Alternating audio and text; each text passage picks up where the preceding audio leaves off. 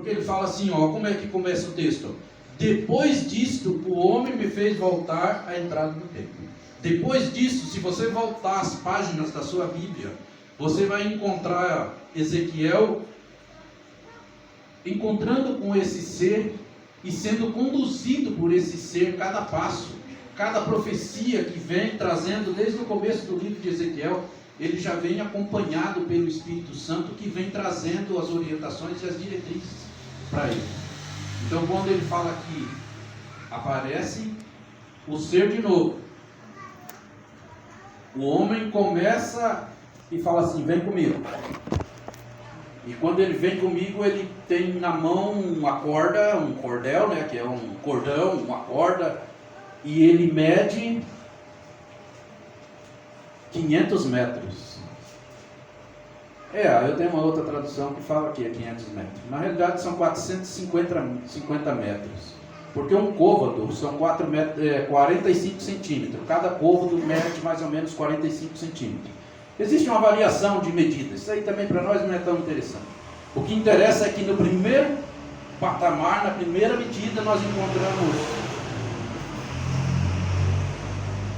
as águas purificadoras. Aonde que ela estava, irmãos? No tornozelo. Existem muitos crentes que continuam, Marcelo, infelizmente, com as águas do tornozelo. Tem o Espírito Santo? Tem. Recebeu uma porção do Espírito Santo no dia que foi batizado. Porque todo mundo que foi batizado, que passou pelas águas, que nasceu de novo, que aceitou a Jesus, ele recebeu uma porção do Espírito Santo. Porque o mesmo Espírito Santo que apareceu no batismo de Jesus lá, quando aquela pomba apareceu, e o Pai falou lá de cima, falou, esse é meu filho amado em quem me comprazo, é o mesmo Deus que fala no seu batismo, que falou no meu batismo.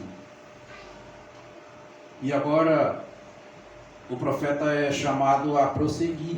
Você percebe que a vida cristã não tem estágio de parada, não tem descanso. E é interessante que quando ele mede mais 500 metros, a água já dá na onde, irmãos? Nos joelhos. Você vê que vai aprofundando. Aí ele mede mais 500 metros e a água dá aonde? Os lombos. E os lombos é aonde? Ei, professora? Os lombos é aonde? Na cintura. A minha outra tradução, eu ia trazer ela, mas depois eu falei, não, eu vou levar essa daqui. Está tudo riscada, eu não consigo ler sem não riscar. É tudo novinho. Eu falei para a Doralice, ela tem uma Bíblia guardada lá, novinha. Eu falei assim, mas estou com dó de riscar. Eu falei assim, o meu prazer é riscar, né? Porque as outras já estão tudo riscada. Mas é interessante que quando você anda mais 500 metros, e é interessante que não está sozinho. Porque o agente divino é que vai levando o profeta para dentro das profundidades das águas. E é isso que a gente precisa aprender, irmãos. Como cristãos, a gente não pode andar sozinho. Você sabe que o diabo ele é oportunista igual o pernilongo. Eu aprendi isso esses dias. Eu estava deitado lá na minha cama, tranquilo, né, meditando, fazendo uma meditação lá, deitado, e era noite, né? E de repente eu senti uma picada no meu braço. Falei, cara, mas não é possível, né? Tudo ligado, ventilador ligado e todas as coisas. E o bicho me picando, acendi a luz, sumiu. É sempre assim. Apaguei a luz, tomei mais uma. Falei, mas não é possível o negócio. Acendi a luz, sumiu. Falei, aprendi uma coisa espiritual. Sabe como é que é fácil a gente aprender as lições espirituais? Eu aprendi que se você estiver na presença da luz, o diabo não vai te perturbar. A gente vive capengando e tropeçando porque a gente vive no escuro. A gente quer andar sozinho, a gente quer ser crente e bater no peito e falar, não, nós somos os caras. Só que não adianta. A gente tem que assumir que se a gente estiver no escuro, você vai ser apedrejado pelo inimigo, vai ser maltratado e vai ser massacrado. E ele ainda olha para você, ainda tira o sarro da sua cara e olha para Deus e fala assim, ó, tá vendo? Esse daí é o seu filho. Olha a situação do inútil. Mas o interessante é que quando isso acontece, quando a gente cai de joelho e Jesus se levanta e fala assim, ó Pai, tá vendo o buraco aqui na minha mão? foi por esse infeliz também que eu morri. E essa é a nossa alegria e o nosso privilégio. E é por isso que o Espírito Santo quer carregar você para dentro das águas profundas. Mas Elias, onde você descobriu que essa água que está falando aqui é o Espírito Santo? Será que a Bíblia tem amparo para isso, professor Luiz? Será que tem amparo para isso? Será que tem algum texto da Bíblia que fala que essa água aqui do Ezequiel é o Espírito Santo? O que vocês acham? Vamos continuar o processo. Mais 500 metros. E a água foi para onde agora? O que virou? Era um rio. E é interessante que quando você olha para essa... Depois da minha cirurgia eu fiquei tremendo, sabia? Fiquei. Parece que esse Toyota um dia de frio, né?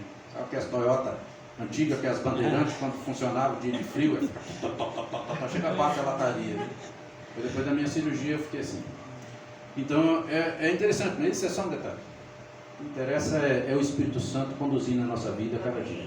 Amém? E é para isso que nós estamos aqui nesta manhã. Porque nós precisamos sair da mesmice, irmãos. Nós precisamos sair desse, sabe, esses crentinhos assim, meia boca, que a gente é. Por quê? Porque tem tempestade pela frente que a gente não vai suportar. Se a gente continuar do jeito que está, se você abrir a Bíblia lá em Mateus capítulo 25, que não é o tema do sermão de hoje, é só para ter uma referência mais ou menos, você vai encontrar dois grupos de pessoas, duas classes, virgens puras, que uma classe vai ser beneficiada e a outra classe vai ser decepcionada.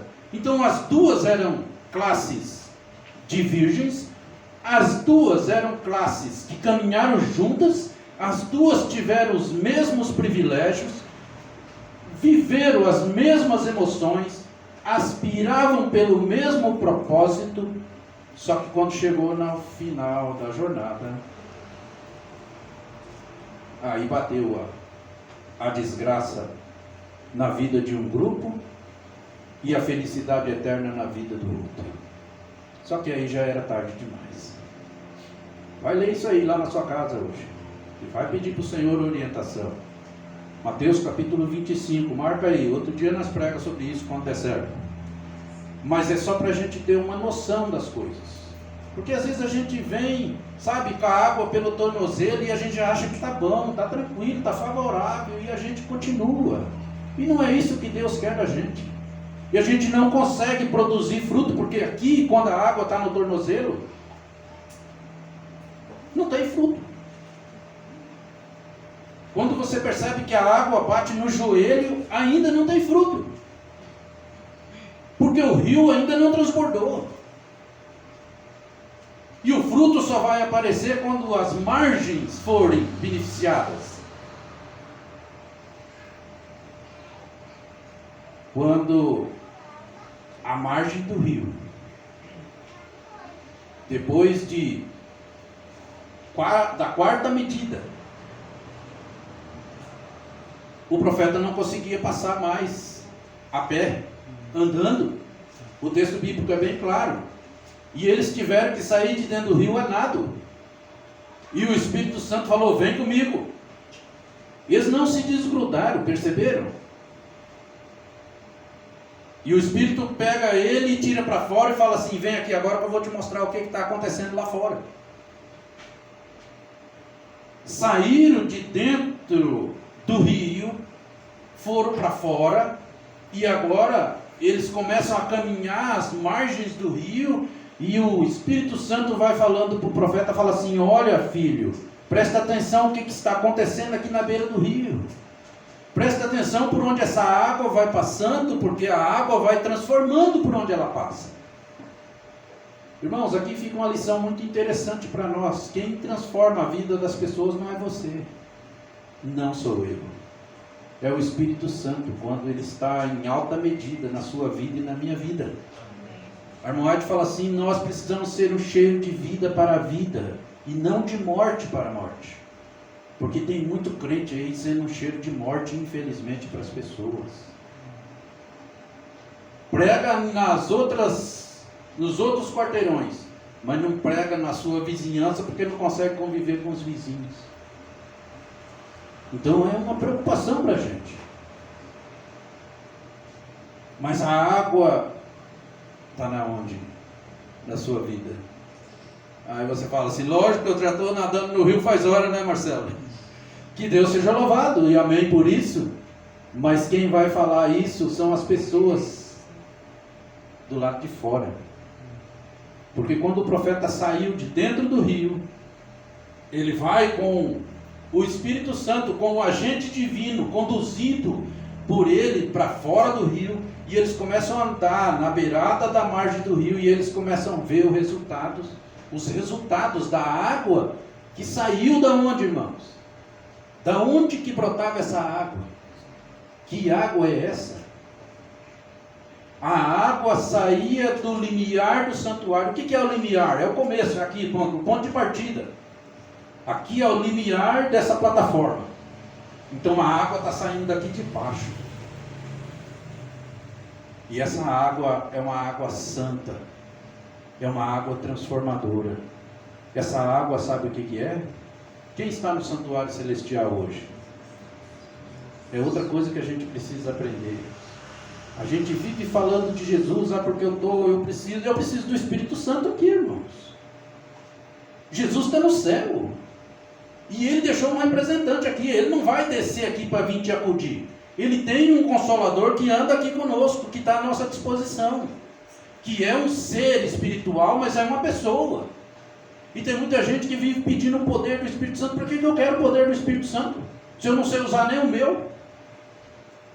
Eu preciso da pessoa do Espírito Santo comigo. Aquele agente que coloca a mão no meu ombro e fala assim, meu filho, não é por aí, é por aqui.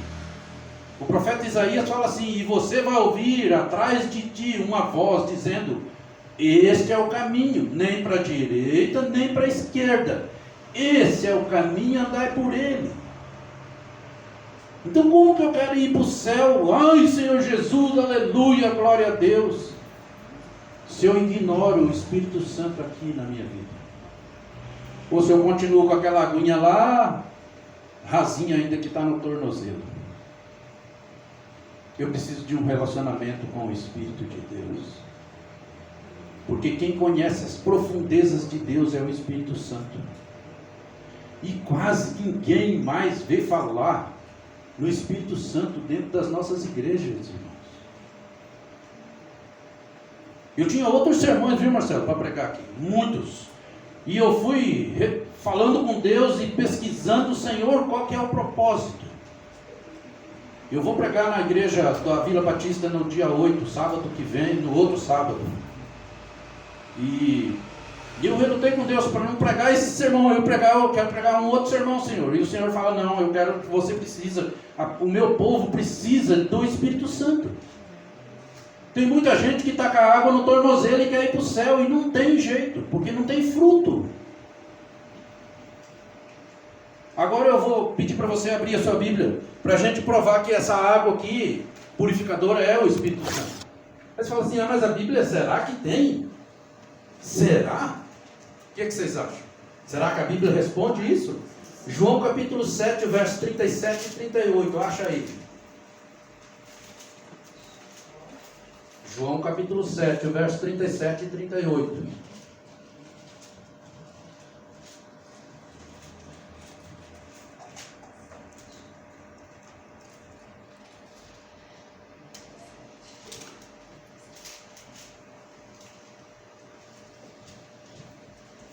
Amém? Amém. Vai lendo aí que eu vou contar uma história aqui. O pai ia andando com a menina, uma moça, e eles iam caminhando numa estrada assim, distante de um povoado, um lugar meio sossegado assim. E de repente o pai parou e olhou para a moça e falou assim, você está escutando, filha? E a filha, escutando o que, pai? Você está escutando? E a filha parou então e assuntou, né, como diz o caipira. O mineiro fala, assuntou-se. E aí, quando ela assuntou, ela escutou, pai, estou escutando um barulho. E o pai olhou para ela e falou assim, sabe o que é isso aí, filha? É uma carroça vazia. Falou, pai, mas como que o senhor sabe? Eu falei assim, porque carroça vazia faz barulho. Carroça cheia não faz barulho. Ela anda macia. Quando a gente está cheio do Espírito Santo, as pessoas que andam com a gente, elas percebem a diferença. O diferencial da vida do cristão não é o eu ser, é o Espírito Santo me conduzir. E agora leia comigo o texto aí. Ó. No último dia da festa, no grande dia, era o auge, era o apogeu, era a apoteose daquele encontro, daquela última Páscoa que Jesus estava ali participando. E eis, Jesus exclamou: se alguém tem sede, venha a mim e beba. Quem crer em mim, como diz a Escritura, do seu interior fluirão rios de água viva. Isto ele disse com respeito ao Espírito Santo que haviam de receber os que nele crescem, pois o Espírito Santo até aquele momento não fora dado nas proporções maiores, porque Jesus ainda não havia sido glorificado. As águas é nada mais, nada menos do que a ação do Espírito Santo de Deus na vida das pessoas. Quer dar fruto? Entra no rio. Quer dar fruto? Mergulha nas águas. Porque o problema nosso é que a gente quer fazer, e todas as nossas intenções, por mais boa que seja, elas são poluídas pelo egoísmo. Não serve para nada. Então o que eu preciso fazer? Estar à disposição do Espírito Santo de Deus que está aqui nessa terra. Que é o personagem que ficou disponibilizado pelo próprio Jesus. Se você ler um texto comigo aí em João, no começo do livro de João, ele fala assim: eu estou contando para vocês essas coisas, mas vocês vocês não estão conseguindo entender. Mas eu vejo que vocês estão ficando tristes, porque eu estou falando que eu vou morrer e que eu vou embora, mas eu vou deixar alguém que é, posso dizer assim, quase que melhor do que eu. São palavras do próprio Jesus. Ele fala assim: eu vou deixar alguém que vai me representar, e que vocês vão fazer coisas. Vocês acham que essas coisas que eu estou fazendo aqui é grande, é bastante, é legal, é bonito, é maravilhoso? Vocês vão fazer muito mais quando essa pessoa chegar. E essa promessa, ela foi cumprida. Você sabe por quê? Porque Jesus pregou aqui 3 anos e meio. E nunca batizou 3.000 pessoas num culto. Prestaram atenção nisso? Nunca.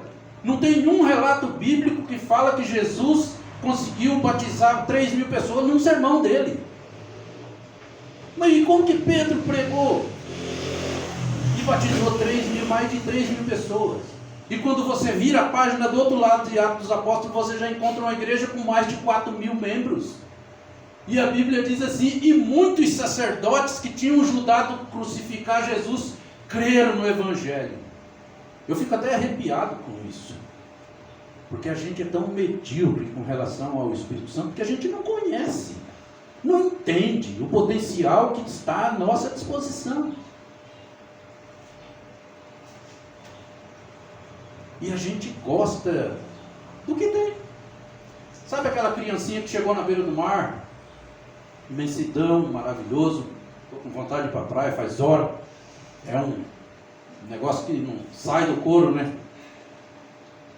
Mas aquela criança chegou e sentou ali na beira da praia, fez um buraco na areia, e com a canequinha ele buscava água, e a mãe perguntou: filho, o que você está fazendo? Falou: eu estou tentando secar o mar. A gente está mais ou menos na mesma situação.